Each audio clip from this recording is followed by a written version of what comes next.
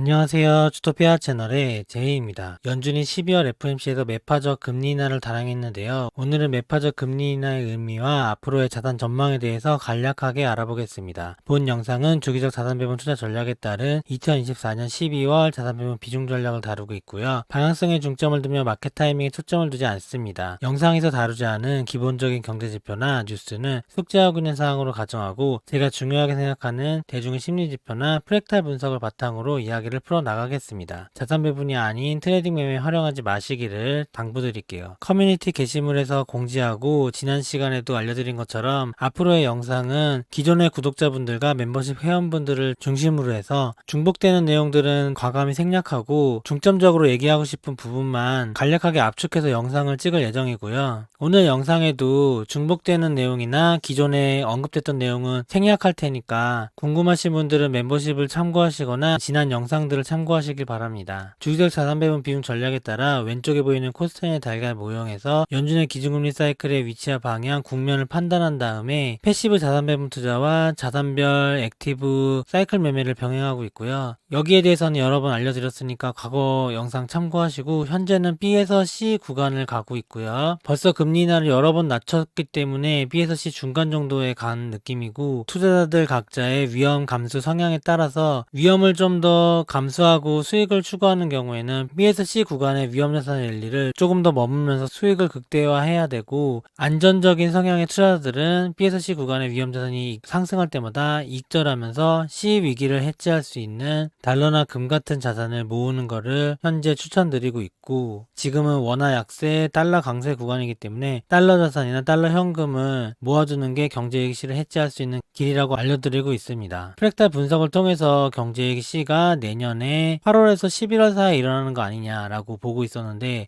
이번에 12월 FOMC에서 연준의 파월 의장이 매파적으로 얘기하면서 금리를 인하했죠. 그러면서 금리 인하 사이클이 짧아질 수 있다는 얘기를 했기 때문에 그 말은 금리 저점 D가 더 빨리 올 수 있다는 거고, 경제이익 C도 8월보다 앞당겨질 수 있다는 말인 것 같고요. FOMC가 발표되자마자 바로 멤버십에 요약해서 올려드린 글인데, FOMC 내용에 대해서는 다들 많이 들어보셨을 거니까 간략하게 소개만 해드릴게요. 연준은 매파적 금리 인하를 단행했는데요. 이 단어가 중요하다 생각을 해요. 금리 인하를 매파적으로 했다는 거. 25bp를 내렸고 25년도에는 더 적은 횟수의 금리 인하를 예고했어요. 예상보다 더 적게 내리고 한두 번 정도 내릴 것 같다. 원래는 대여섯 번 정도 내릴 수 있다고 생각을 했었거든요. 그러면 내년에 최종적인 기준금리는 4% 전후가 되겠죠. 현재 4.25에서 4.5%까지 내려갔으니까. 연준 의원들은 고용과 인플레이션 목표에 대한 위험이 이제 균형을 이루었다고 얘기를 했어요. FOMC 결과가 발표될 때 당일에 자산들의 반응이 중요하기 때문에 항상 체크를 하는데, 미 달러화는 급등을 했고요. 채권 수익률도 상승을 했고, 미국채는 가격이 많이 하락했죠. 주식도 하락하고 금의 가격도 하락하고 비트코인의 가격도 하락한 반응을 보였어요. 연준의 새 점도표와 경제 전망은 이전보다 더 적고 느린 금리 인하를 강조했고요. 연준의 금리 인하 주기가 짧아져서 곧 종료되는 거 아니냐라는 의구심을 가진 자산 시장의 반응이었다고 보여요. 최근에 발표된 주요 경제 지표들인데, 물가지표 PCE나 실업률 그리고 GDP 성장률 모두 경기 침체랑은 거리가 먼 수치들이 발표되고 있고, GDP 성장률이 마이너스가 되거나 0에 가까워져야 될 거고, 물가도 2차 피크를 우려하려면 3-4% 이상 올라가야 되고, 실업률도 지금 반등의 기미를 보이고 있지만 급격하게 상승하는 모습이 있어야 경기 침체 우려가 있는 거잖아요. 그런 측면에서 일종의 골드락스 구간이라고 볼 수 있는데, 그리고 9월 FOMC에서 연준이 첫 금리 인하를 비컷으로 했기 때문에 버블 랠리가 자극됐다고 예전에 알려드렸죠. S&P 500은 현재 제가 분석했던 바에 의하면 B 전후에 피보나치 되돌림과 확장을 적용하면 올해 연말에 1.618 구간이 6천을 돌파할 것이고, 내년 상반기에는 미국 증시가 고점을 찍으면서 피보나치 2.618인 6,600 이상, 그리고 3.618인 7.100 사이 어딘가에서 고점을 찍고 경제위기 C를 맞이할 것이다. 이런 식으로 기본 시나리오 알려드린 적 있죠. 실제로 여기 1.628 6천을 넘어서 좀 올라가다가 12월 FOMC 발표를 받고서 이렇게 큰 하락을 했어요. 12월 19일 멤버십에 FOMC 끝나자마자 올려드린 건데, 큰 하락을 했고, 이 하락폭이 2020년 3월에 코로나 위기 이후로 최대 낙폭이긴 했어요. 근데 앞으로 돌아가 보면 이렇게 트럼프 당선 이후에 갭 상승하면서 1.618을 빠르게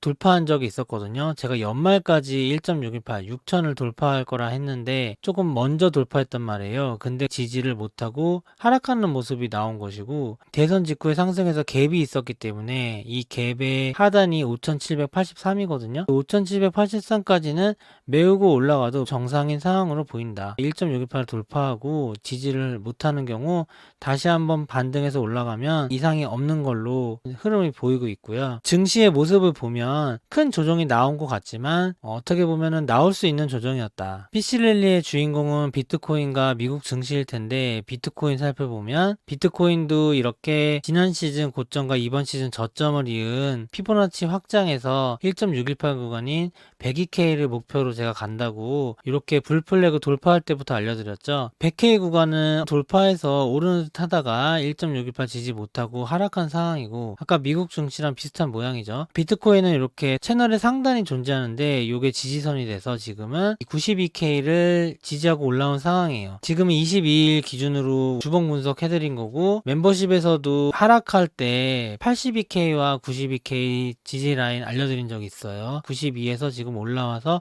어쨌든 멈춰있는 상황이다. 제가 말씀드리고 싶은 거는 미국 증시와 비트코인이 모두 다 정상적인 상승장 안에서의 조정 범주에 아직은 있다는 거예요. 큰 폭락의 전조다 이렇게 보기엔 아직 어렵다는 거죠. 달러 인덱스가 과거에 11월 17일 영상에서 자세히 분석했으니까 참고해 보시고, 이렇게 ABC 채널에서 B 이후에 채널 상단에서 저항을 받고 내려와서 C가 될 때는 다시 올라가죠. 그리고 경제위기 C에서는 상단 채널을 돌파하게 되는데, 그 전에 살짝 내려가는 구간이 있다고 했죠. 이때는 위험자산 랠리가 있을 거라고 알려드렸는데, 지금 내려가지 못하고 아직까지는 상단에서 유지가 되고 있거든요. 하지만 상단은 확실히 돌파해서 아직 추세적으로 상승하는 것도 아니에요. 미국채 금리는 이번 영상엔 없는데 멤버십에선 해드렸고, 분석을 원달러 환율, 코스피 지수 이런 것들이 모두 다 변곡점에 주요 저항과 지지를 해서 지금 버텨주고 있는 상황이에요. 여기서 만약에 넘어가서 예를 들면 달러 인덱스가 좀 더 상승해서 상승 추세로 바뀐다든지, 원달러 환율이 1450원 전고점 돌파하고 1500원, 1600원으로 바로 간다든지, 아니면 TLT의 가격이 87불에서 반등했는데 87불 이하로 하락한다든지, 그런 일들이 일어나면 BC 랠리가 아닌 C가 더 가까워지고 걱정해야 되는 상황인데, 현재로서는 아직은 거기까지 간 건 아니다. 잘 버텨주고 있다. 그래서 앞으로의 흐름을 지켜봐야 되는 상황이에요. 면밀하게. 연준이 매파적 금리 인하를 했다고 했잖아요. 왜 매파적인 발언을 했을까? 여기서 우리가 주목해야 되는 거는 말과 행동을 구별해야 된다는 건데요. 매파적인 행동을 한 게 아니라 매파적인 말을 했죠. 그래서 금리를 앞으로 더 안 내릴 거고 충분히 내렸다. 금리 인상 사이클 짧을 수 있다. 이 얘기가 매파적인 얘기인 거죠. 물가의 2차 피크 시나리오가 있을 수 있다고 계속 알려드렸잖아요. 1970년대 스태그플레이션 시기에는 물가가 한번 올랐다가 진정된 다음에 다시 올랐는데, 이게 대략 5년 이상의 간격을 가지고 발생했다. 이번에는 물가가 21년 5월에 크게 올랐는데 26년 정도에 대략 오를 수 있는 상황이다. 이런 기본 시나리오가 있었죠. 연준 입장에서는 지금 금리를 내려도 미국채 금리는 오르면서 금리를 내린 만큼 물가가 인상될 우려가 있는데 미국채 금리의 하락 효과를 못 보고 있죠. 그래서 지금 미국채 금리를 급하게 내릴 필요가 없는 상황, 금리 인하를 크게 할 필요가 없는 상황이에요. 금리 인하를 한 것만큼 미국채 금리 인하 효과가 적어지고 있기 때문에 그 기저에는 이렇게 시장에서는 물가가 다시 상승할 걱정을 하고 있다. 그래서 미국채 금리가 오르고 있는 거죠. 여기에 대한 견제 발언을 해준 거죠. 이제 앞으로는 금리 인하 자제할 거다.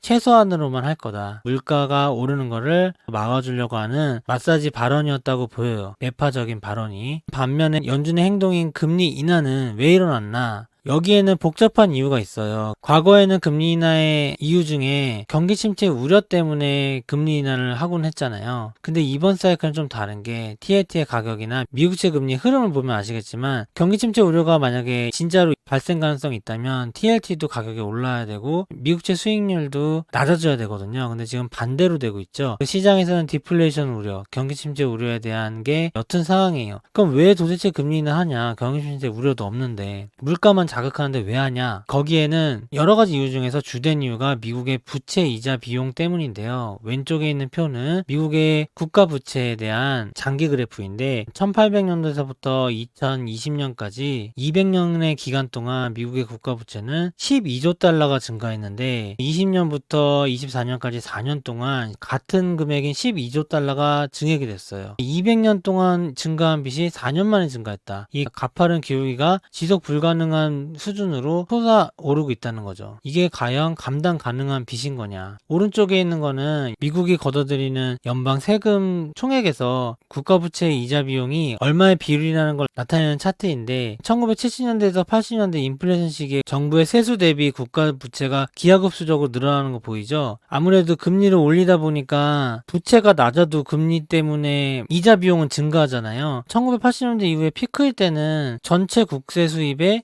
17%에서 20%까지 이자로 냈던 적이 있었어요. 디플레이션이 80년 이후에 40년 동안 이어지면서 이게 극도로 낮아졌다가 현재는 돈도 너무 많이 풀었고 인플레이션이 다시 왔고 금리도 어느 정도 높은 상황이라 벌써 지금 기준으로 15%를 넘어서고 있어요. 만약에 현재의 기조를 유지한다면 앞으로 2030년 이후에는 미국의 세수 대비 부채 이자 비용이 25%까지 증가하면서 과거 1970년대 스태그플레이션 시기보다 더 혹독한 국가 재정 악화가 우려가 되거든요. 이 부분을 트럼프 행정부가 바이든 행정부를 비판하면서 바이든이 돈을 너무 많이 풀어서 인플레이션이 왔고 그게 국가 부채의 지속 가능성을 불가능하게 하고 있고 달러의 통화 패권을 위협하고 있다. 트럼프가 주장을 하고 있죠. 연준이 매파적 금리 인하를 한 행동과 트럼프 행정부가 앞으로 할 전략이 결이 맞고 둘은 한 팀이라고 볼 수 있는데요. 미국의 국가 부채의 지속 가능성을 다시 한번 재고시켜서 달러의 통화 패권을 유지하고 싶어 하는 게 이들의 목표고요. 생각나는 세 가지를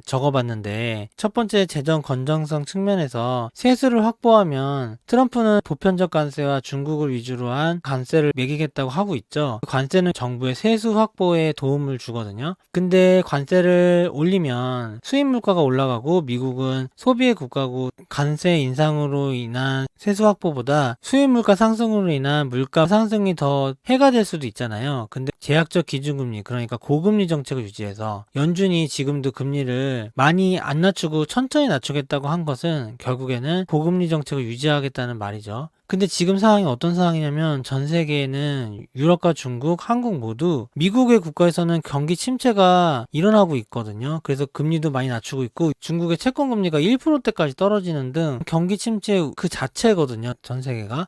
우리나라도 지금 말 안 해도 다 아시죠. 그런 상황에서 돈을 풀어서 금리를 낮추고 경기를 부양해야 되는데 연준이 오히려 고금리 정책을 써버리면 미국과의 금리 격차가 강해지면서 달러 외환은 더 해외로 유출되게 되잖아요. 그러니까 자본 유출이 일어난다. 각국의 환율을 불안하게 하고 강달러 국면을 만들고요. 강달러 구간에서는 수입할 때 같은 달러로 많은 양을 수입할 수 있기 때문에 관세로 인한 물가 상승을 완화시켜 줄 수 있죠. 그런 식으로 정부에서는 세수도 확보하면서 물가는 고금리 정책과 강달러 현상으로 크게 반등하는 거를 막아줄 수 있는 그런 정책을 동시에 쓰고 있다는 거예요. 관세는 트럼프고 금리 정책은 연준이죠. 그래서 연준과 트럼프가 한 팀이라는 거고 연준의 역할은 초록색으로 표시하고 트럼프의 역할은 보라색으로 표시했어요. 재정 건전성의 또 한 가지 축은 지출을 감축하는 건데 도지라고 일론 머스크가 수장으로 된 정부 효율성 위원회가 있죠. 여기서 정부의 지출을 감소하게 하기 위해서 연방 정부의 공무원들도 많이 자를 거고 효율화 과정을 거칠 거잖아요. 그래서 지출이 감소될 거고 그리고 금리를 인하하면은 아까 보신 것처럼 미국 정부는 세수에서 벌써 15% 이상의 부채 이자를 내고 있는데 일단 금리가 낮아지면은 새로 발행되는 미국채 이자가 낮아져야 갚아야 될 부채 이자가 낮아지겠죠. 연준이 금리 인하하는 것 자체가 재정 건전성에 영향을 주게 되죠. 그렇게 재정 건전성을 확보하고 연준은 기준금리를 제약적으로 해서 강달러를 만들면서 물가를 안정시키지만 트럼프는 외교적으로 그리고 트럼프만의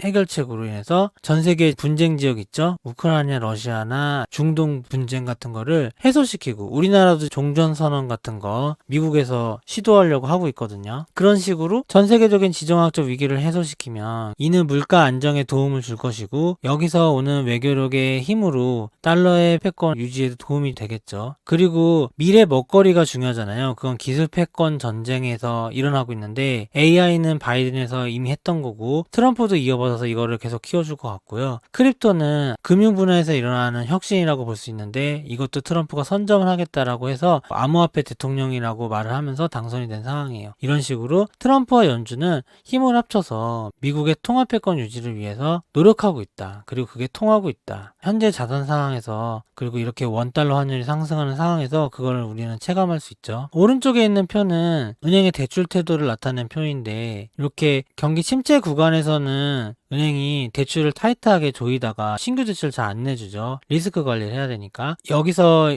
연준이 완화적 통화 정책을 세게 해서 제로 금리도 옛날에 한 적 있고 양적 완화도 했었죠. 그러면서 은행도 대출을 조였던 걸 다시 풀어서 대출을 많이 내주게 되는 상황으로 아래는 대출을 많이 내준다는 거거든요. 이렇게 돌아가는 게 원래의 패턴이에요. 그러니까 버블이 끼면은 은행은 리스크 관리를 하고 버블이 터질 때쯤에는 대출을 거의 안 해주다가 연준이 경제 위기를 해소시켜주는 통화정책을 발표하면 실제로 시장이 안정화되면서 대출 심리도 점점 좋아지고 은행도 대출을 많이 해주다가 이런 식의 패턴이 있는데 이번에는 은행이 경기 침체가 오기도 전에 벌써 대출을 많이 해주는 쪽으로 방향을 틀었다. 이런 상황이 현재의 버블을 자극할 수 있다는 거죠. 이것만 봐도 과거의 패턴들과 좀 다르죠. 왼쪽에 있는 트럼프와 연준의 역할도 바이든 때 모습과는 다르잖아요. 그래서 앞으로 트럼프 정부에서는 이런 식의 새로운 적응을 하면서 투자를 진행을 해야 될 것이다. 여기 핵심은 강달러와 미국의 기술 버블 그리고 미국의 국가의 경제 위기 여기에 대해서 초점을 맞춰야 된다. 그 점에 대해서 오늘은 알려드려 봤고요. 앞으로 각 자산별 시황에 대해서도 차근차근 다뤄보도록 하겠습니다. 오늘 영상은 이만 마치겠습니다. 좋아요와 구독 부탁드립니다. 감사합니다.